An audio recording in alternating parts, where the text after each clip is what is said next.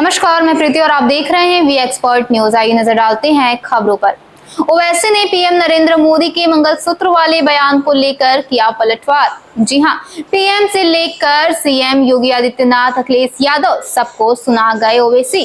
आपको बता दें कि असदुद्दीन ओवैसी हाल ही में प्रयागराज पहुंचे। यहां फूलपुर में एक जनसभा को संबोधित करते हुए ओवैसी ने पीएम मोदी के मंगलसूत्र वाले बयान को लेकर पलटवार किया है। नहीं नरेंद्र मोदी, देश बड़ा है, तुम देश से बड़े कभी नहीं हो सकते इंशाअल्लाह। ना राजीव गांधी ने एहसान किया, ना नरेंद्र मोदी, ना इंदिरा गांधी ने एहसान किया, बल्कि देश ने इन पर एहसान करके इनको प्रधानमंत्री बनाया। मुख्यमंत्री आपके आत्माओं के एक्सपर्ट हैं। जो गवर्नमेंट की नौकरी का इम्तिहान लिख रहे थे, वो पेपर क्या गोडसे की आत्मा ने लीक किया था? इतने गिरे हुए नहीं है कि किसी हमारे हिंदू बहन के गले से मंगलसूत्र को उतार कर अगर कोई जालिम हमको देता है तो उसको कबूल कर ले। और उत्तर प्रदेश में मुस्लिम अल्पसंख्यक समाज के नेताओं को बनाने की जिम्मेदारी आपकी है। कौन है समाजवादी पार्टी में मुस्लिम अल्पसंख्यक समाज का नेता? बताओ, कोई नाम तुम्हारे जबान पर आता है? हां, ये थोड़े बहुत होंगे, कुछ भी होंगे, मगर कहां नेता तुम्हारा? कोई नहीं है। कहां है सब? या तो जेल में है या फिर कब्रिस्तान में सो रहे हैं। बताओ कहां है? बताओ आप कि जो बरसों से जिन्होंने अपना एक शाही तख्त बना कर रखा, उसको हम हिला रहे हैं। इनको ये बात पसंद नहीं आती कि आज पल्लवी पटेल पिछड़ा दलित और मुसलमान की बात कर रही है। मेरे अजीज दोस्तों और बुजुर्गों, मेरी आपसे यह भी अपील है कि बीजेपी 10 साल से नरेंद्र मोदी इस देश के वजीर आजम और प्रधानमंत्री हैं। 2014 में मोदी ने कहा था अच्छे दिन आएंगे। मोदी ने कहा था 15 लाख हर एक के अकाउंट में आएंगे। मोदी ने कहा था कि 2 करोड़ नौकरियां दूंगा। फिर 2019 आया तो मोदी ने कहा कि हमने सर्जिकल स्ट्राइक किया। मोदी ने बड़े बड़े वादे किए। बताइए, आज मैं उन लोगों से पूछना चाह रहा हूं, क्या तुम अगर भारत से सच्ची मोहब्बत करते हो तो क्या तुम सिर्फ मस्जिद और मंदिर के झगड़े में उलझ कर रहोगे या फिर अपनी नौकरी की लड़ाई लड़ोगे?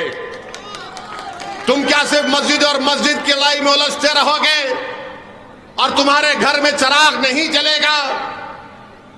तुम्हारी दुकानें बंद, तुम्हारी कंपनियां बंद, तुम्हारी फैक्ट्री बंद। मोदी बात करते हैं कि ताला लग जाएगा। क्या नरेंद्र मोदी ने 500,000 की नोट गायब करके कई फैक्ट्रियों को बंद नहीं किया?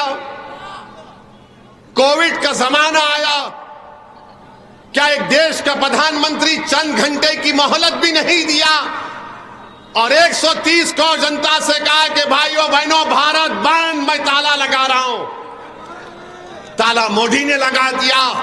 जो उत्तर प्रदेश के गरीब बच्चे, नौजवान मुंबई में थे, हैदराबाद में थे, दिल्ली में थे, भुवनेश्वर में थे, बेंगलुरु में थे, वो तड़प गए आने के लिए अपने अपने घरों को वापस।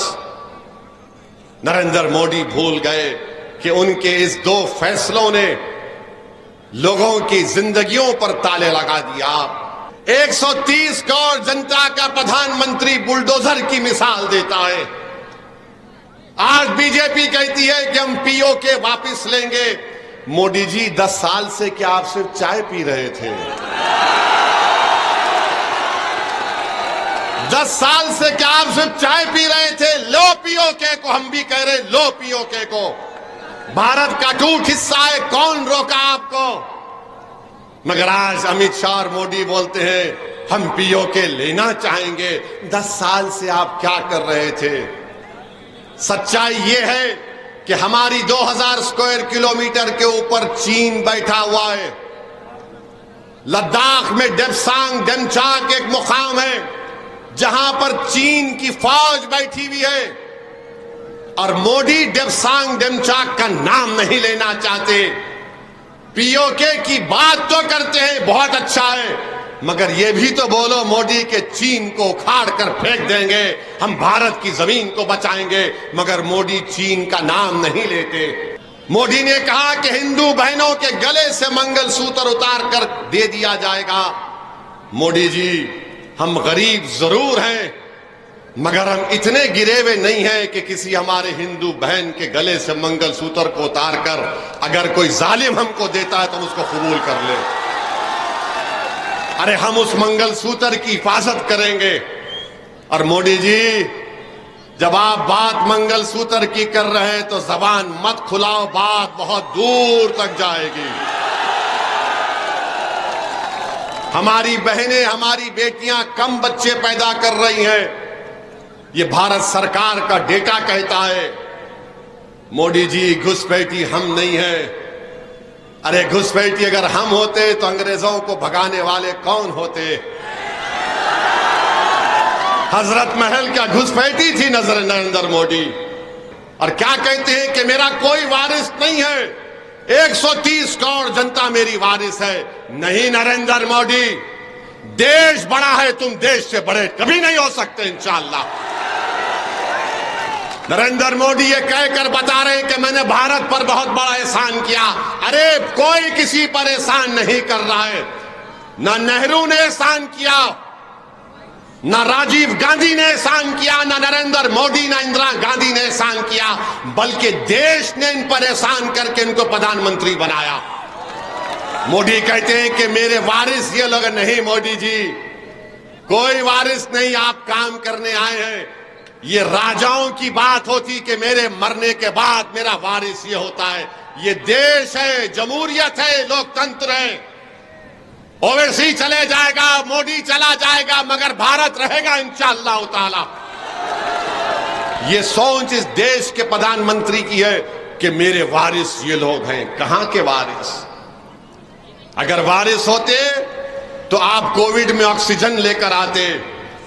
अगर आप इनको अपना वारिस समझते तो आप इनकी जानों को बचाते। और फिर उत्तर प्रदेश के मुख्यमंत्री हैं, वो कह रहे हैं कि फुला बादशाह की आत्मा आ गई।